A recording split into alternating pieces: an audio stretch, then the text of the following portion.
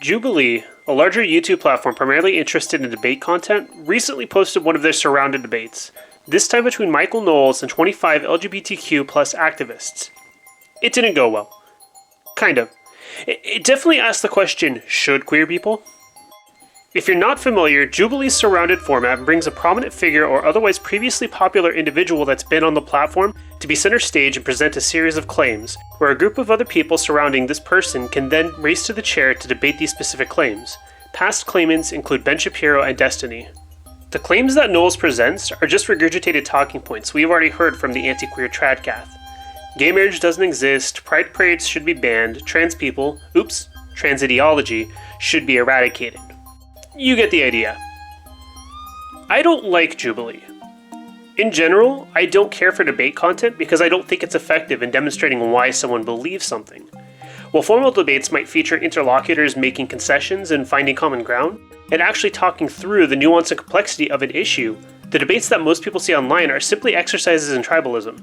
This video is a prime example of the failures of this kind of debate, both in terms of popularized content and the specific format. The very first claim that Knowles makes is that there is no such thing as same-sex marriage. The problems start immediately, because when you make a claim, you're supposed to articulate an argument for that claim. But our first interlocutor, Cade, has to prompt him for the argument. This is a pattern that will continue throughout the video. Knowles has to be prompted for every claim to articulate his argument. In a formal debate, you first articulate your arguments so that someone can argue against them. This wouldn't be egregious on its own, but he rarely does actually articulate an argument. Cade begins by asking Knowles what his underlying philosophy is, to which Knowles asserts a historical context wherein absolutely nobody before 2001 thought same-sex marriage was a real thing. And this isn't hyperbole. In fact, in his own words, his claim is generous. This isn't an argument.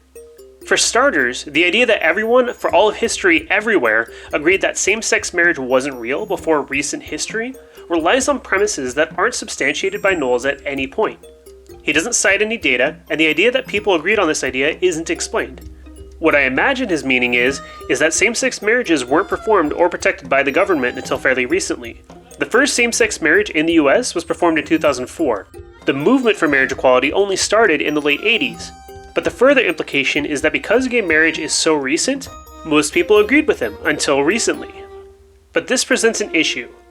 Does the lack of a vocal and/or visible push for enshrining gay marriage before recent history equate to the tacit rejection of gay marriage? Well, no, obviously not. Before the advent of liberal capitalism, most Europeans didn't think a system beyond feudal monarchy even existed. This didn't mean that they unwaveringly supported being serfs, but I'm pretty sure Knowles wouldn't say capitalism isn't real. Even beyond this, there's a bigger problem with the idea Knowles is trying to convey. It's an appeal to popularity, also known as a bandwagon fallacy. Like, even if we granted the broad, baseless claim he just made, the assertion of truth to a claim because a lot of people agree with you is really dumb. People can be wrong. People can jump onto a claim that sounds good because it resonates with the things they already believe. There's a lot of really awful shit that society collectively enacted. People jumping on board isn't a validation of the truth behind that claim or belief. If I entered a random online space and asserted that Taylor Swift is the best musician of all time because she has the largest audiences, I would be rightly ridiculed. There are a lot of reasons that contribute to Swift's audience size outside of her skill as a musician, like her branding and her marketing, and her ability to perform, or even the accessibility of her music. Not only does he do nothing to justify this premise, he connects it to a completely unrelated conclusion, that this imagined popular agreement with his position means that difference in sex is intrinsic to marriage, another premise he will fail to justify. For the uninitiated, this is called a non sequitur, a formal fallacy where the conclusion doesn't follow from the premise. Knowles has failed to connect these two ideas, that everyone agrees with him, and that difference in sex is a given property of marriage. I could spend hours picking apart his answers to just this one claim. I'm not even a full minute into his argument. Cade asks Knowles if he sees marriage as a set of legal rights or a social role. Knowles' answer is just as mind-boggling here, that it's the fundamental political institution. He does present this institution as social in nature, but again, just does nothing to justify what he's saying. But that's the point. Knowles isn't interested in presenting a coherent argument, because people watching his video aren't looking for a coherent argument. At best, they're looking for ideas to latch onto, and at worst, they're looking to have the ideas they already hold reinforced.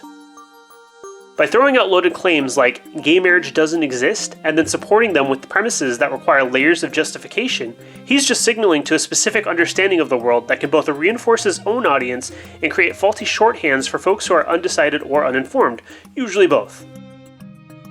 This is what I mean when I call debate content an exercise in tribalism. Most people will simply pick a team in a debate and sort out all the information through this internal filter. You could watch a football game, and there'd be a clear winner by looking at the score, but you'd have a minimal understanding of which team's strategy is superior, because there are a lot of factors, including uncontrolled variables, that go into any single win.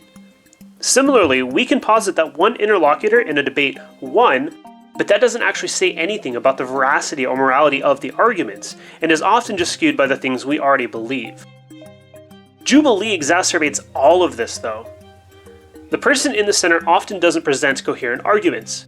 They're usually just there because they're popular and or controversial, not because they're masters of debate. I don't know who needs to hear this, but Ben Shapiro is not a good debater, and struggles whenever he's introduced to even the lightest of formal debate restrictions. He just knows how to talk assertively and fast. Similarly, the people surrounding the circle are generally not trained in debate, but even more than that, most of them have limited media experience, at least in this kind of platform. This means their sentiments and their attitudes can be on point, and Knowles deserves every bit of contempt he got, but still harm their side of the debate by failing to produce an argument. And they're punished more for this than the person in the center, because that person is usually at least a skilled rhetorician. When Scarlett takes the chair, she's able to find her stride when she leans into the fact that cis men are largely the perpetrators of sexual assault. But she cedes ground to him by specifically giving space to trans women committing assault, and then fails to drive the point home. When she asks him what his proposition is to resolve the issue, she could have asked him point and center, who's going to conduct genital exams on folks going into or out of bathrooms? When Blossom takes the chair, she lays into Knowles.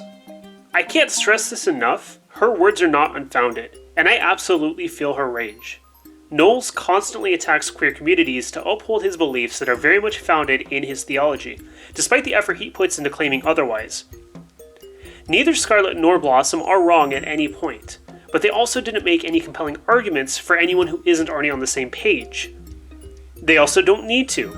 Social justice doesn't need a logical argument, even if that might help persuade some folks. It is, at the end of the day, completely valid to say, this is what seems right to me, this is who I am, so this is what I will fight for. But in the context of a debate, this can empower and platform opposition, giving them more airspace for their hatred. And to be clear, this is solely the fault of Jubilee. When you're offering creators space on a large platform like Jubilee, space to say the things they desperately want heard, how are they supposed to turn that down? And this brings me to the biggest problem with the surrounded format and Jubilee as a whole. Michael Knowles and Ben Shapiro aren't entering these spaces if they don't think they have something to gain from this.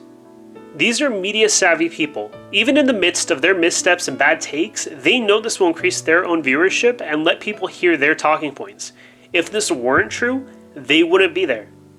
Michael Knowles gets to really dig in and further his efforts to normalize what should otherwise be fringe takes, while people who agree with the LGBTQ+ community still get to feel vindicated in the responses that Knowles receives. At the end of the day, this kind of content appeases both sides of the discussion, while slightly moving the needle to the right. Jubilee is exploitative, and it offers far more to the voices of the Daily Wire than to any queer advocacy. Despite the platform's constant appeals to neutrality, to unbiased discourse, it relies on the existence of oppressive structures to turn what I imagine is a large profit. I guess my call to action here is to stop watching debate content. If you're looking for content, make sure it's something that informs you and refines your views. And make sure it isn't something that continues to platform the parasite upper class and all the division they continue to sow.